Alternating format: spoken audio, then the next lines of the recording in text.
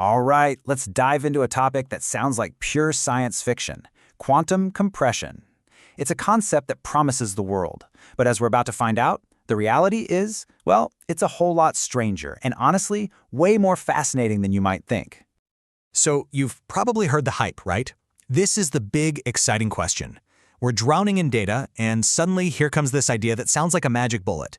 People hear quantum compression, and they picture storing the entire internet on, I don't know, a grain of sand? But is that what's really happening here? Is this the end of our storage woes? To really get to the bottom of this, we have to understand something crucial right from the start. Quantum compression is not just a souped-up version of a zip file. It's a total break from everything we know about data. It's a complete rupture from the past.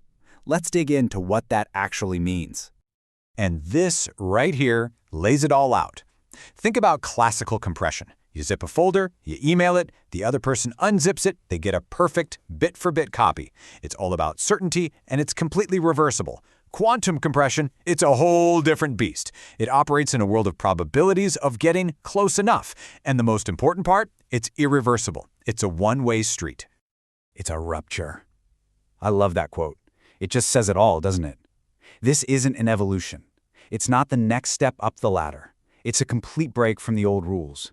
It's like we've been playing checkers this whole time, and quantum mechanics just walked in and put a chessboard on the table.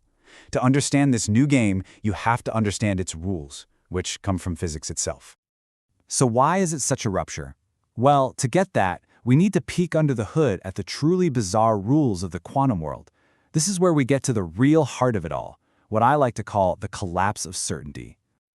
Okay, so it all kicks off with this wild concept called superposition. A regular computer bit is simple, right? It's either a 0 or a 1, on or off. A quantum bit, a qubit, is on a whole other level. It's a 0 and a 1 and pretty much everything in between, all at the exact same time. It's this beautiful cloud of possibilities, holding a ton of potential information. But that word potential is everything. And this shows you exactly what happens to all that potential.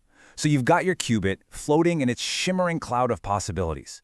But the second you try to look at it, the instant you measure it, bam, the whole thing collapses. That cloud of infinite possibilities just vanishes, and it's forced to pick a side. You're left with a single, boring 0 or 1. And all that other information, all those other possibilities, they're gone, forever.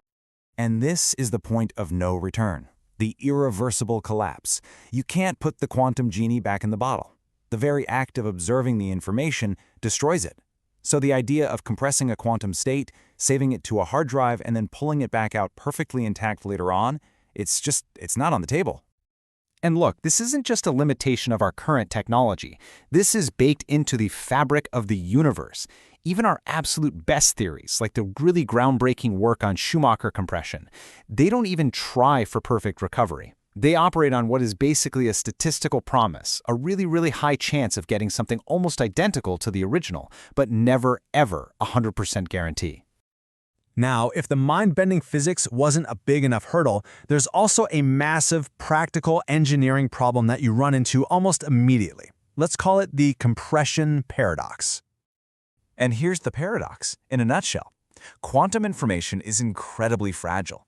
The slightest disturbance from the outside world can wreck it.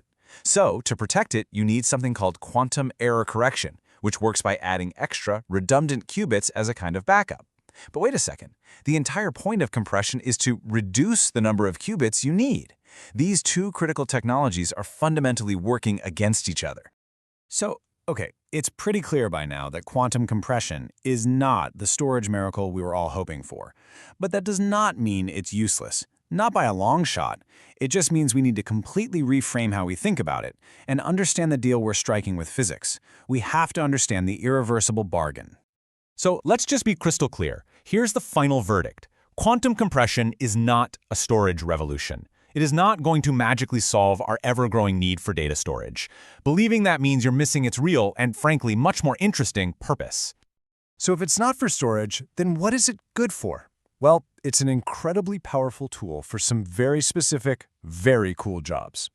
Think of it as a super efficient way to send fragile quantum data between quantum computers, or as a way to manage information inside a quantum computer. And for the physicists, it's an amazing tool to help them explore the absolute limits of information itself.